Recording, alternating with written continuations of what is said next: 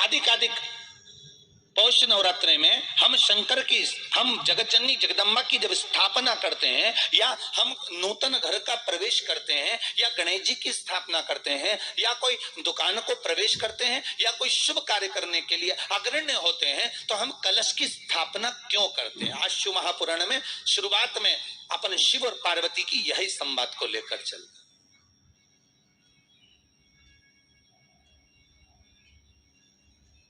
आखिर कलश में ऐसा क्या है?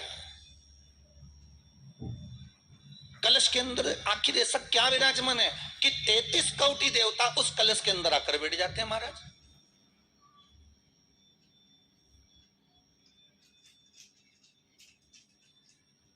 आप कोई यज्ञ करने जा रहे हो, आप कोई पोथी पुराण करने जा रहे हो, आप कोई अच्छा कार्य करने जा रहे हो, तो ब्राह्मण देवता कह देते कलश की स्थापना होगी, कलश की शोभा यात्रा निकलेगी, कलश यात्रा निकलेगी, कलश विराजमान होगा। और आज हर की पौड़ी पर, प्रयागराज में या उज्जैनी में, नासिक में जो बड़े बड़े कुंभ के मेले होते, कुंभ का मतलब भी तो कलश से होता, उसकी महत्वता क्यों है? उस कुंभ की, उस घड़े की महत्वता कहां से प्रकट हो गई? शिव महापुराण की कथा कहती है महाराज, भगवान औघड़दानी शंकर स्वयं आद्य शक्ति जगदम्बा से कहते हैं कि जगदम्बा तू क्या चाहती है बोल। तो जगत जननी जगदम्बा कहती है कि जहां मैं हूं वहां शंकर है, ये आपने कह दिया, पर जहां शंकर है वहां पार्वती का होना जरूरी है। उसके लिए सिद्ध करने के लिए एक स्थान ऐसा बनाया जाए जहां पर शंकर विराजमान है और शंकर के साथ पार्वती विराजमान है। तो शिव जी ने कहा, पार्वती उसके लिए मैं तुझे एक सुंदर कलश का निर्माण कर देता हूं। दुनिया का रचनाकार, दुनिया की रचना करने वाले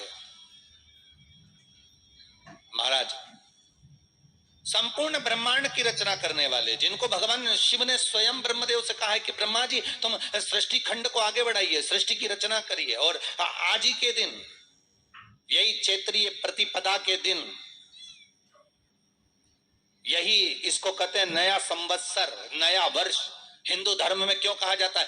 आज ही के दिन ब्रह्मा जी ने महाराज सृष्टि की रचना करना प्रारंभ करा था। आज ही के दिन भगवान शिव और ब्रह्मा का संवाद हुआ था। सीधे भगवान शंकर ब्रह्मदेव के पास जाकर बोले थे, हे ब्रह्मदेव आप सृष्टि की रचना करिए। तो ब्रह्मा जी ने पूछा था, सारे नक्षत्र आपने बनाए, सारे दिन आपने बनाए, सारी घड़ियां आपने बनाई, सारा पल आपने बनाया, मनुष्य की श्वास गिनती, काउंटिंग, अर्थात मनुष्य के शरीर की रोमावली, ये सब आपने निश्चित करी है।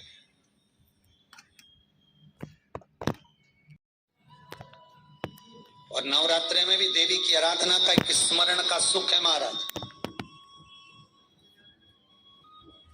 ज्योत का विधान है, नवरात्रि में देवी की ज्योत लगती है, अखंड ज्योति लगती है, जवारे बुआए जाते हैं, कलश लगता है। ज्योत का भी विधान है, जिसके यहाँ दिया अखंड जलाया जाता है, अगर वो दिए की लो, दिए की बाती अगर दक्षिण दिशा की होती है तो उसके घर में साल भर में एक घात जरूर होती।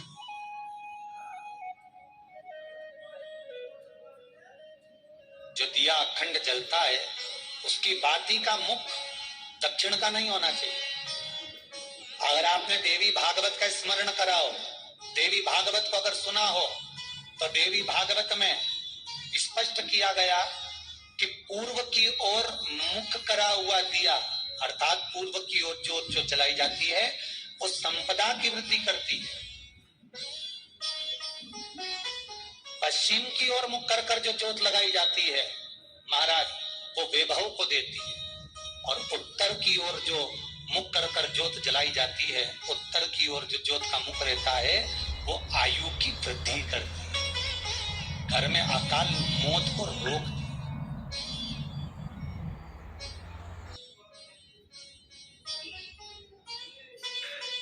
यात्रा का जो भाव तत्व है उसको भी अच्छे से समझ लेना।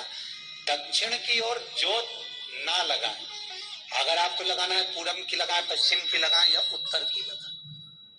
और जितने दिन महारानी जगदम्बा जगतधात्री दुर्गा भवानी अब की बार माता पर जो देवी जी आती है वो समृद्धि को देने वाली आती है, लक्ष्मी की वृद्धि करने वाली आती है। जैसी घोड़े की रफ्तार होती है उस रफ्तार से लक्ष्मी घर में आती है। तो ये मत सोचना कि कोरोना महामारी ने हमको नीचे गिरा दिया या कोरोना महामारी ने रोक दिया, कमाई के स्रोत रोक दिए, धन रोक दिया। चिंता मत करना, मेरी माँ जगत जननी दुर्गा भवानी अब की बार घोड़े पर आई है।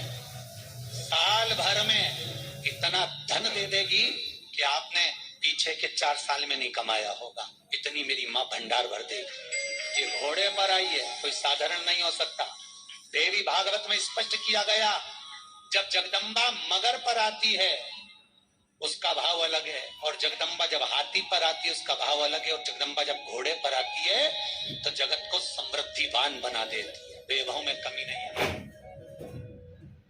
अभी भले दुनिया के लोग अभी रोते हैं कि पैसा नहीं आ रहा, कोरोना महामारी ने सब तोड़ दिया, रोक दिया, पर चिंता ना करना, मेरी माँ अगर घोड़े पर आई है तो उसका सुख आपको जरूर मिलेगा।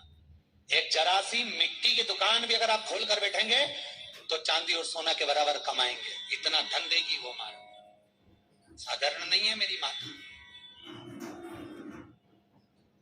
तात्विक सुख का आनंद देने वाली, लाभ तत्व प्रदान करने।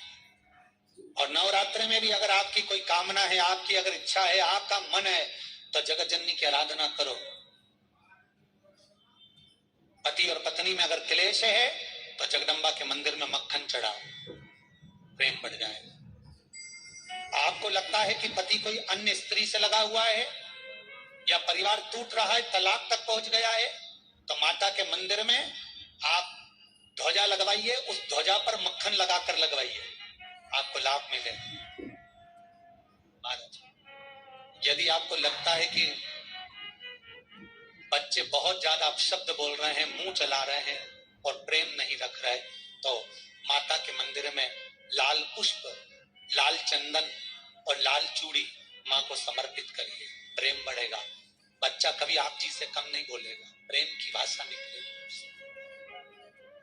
माँ जगत जननी की आराधना, जगदम्बा की उपासना। नवरात्रे में 9 दिन में से कोई एक दिन ऐसा ले लो जिस दिन कन्याओं का भोजन कराओ, साथ में उनको लाल चुनरी ओढ़ाओ या कोई लाल वस्त्र, लाल पूजन की सामग्री उनको दो, सुख मिलेगा, आनंद।